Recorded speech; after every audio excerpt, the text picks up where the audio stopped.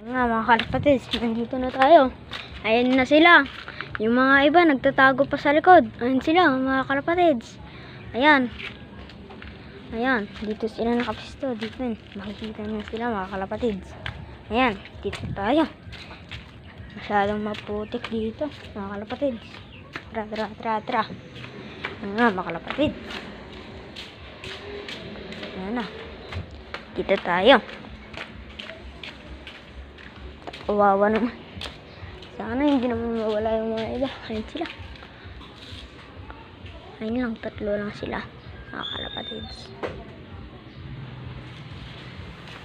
Ayun na mga kalapatids. Ayun yung pinarohanda ko dati. Tara na. Pero hindi sila makita. Tara. Ayan mga kalapatids. Dito na tayo sa loob. Ito yung loob ko. Ayan. Ayan yung mga loob ko.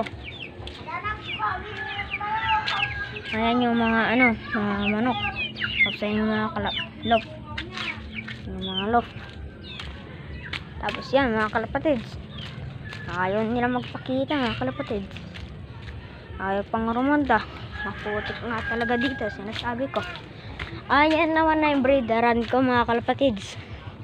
Ayan po. Kalapatids. Ayan po. Wala po silang karga.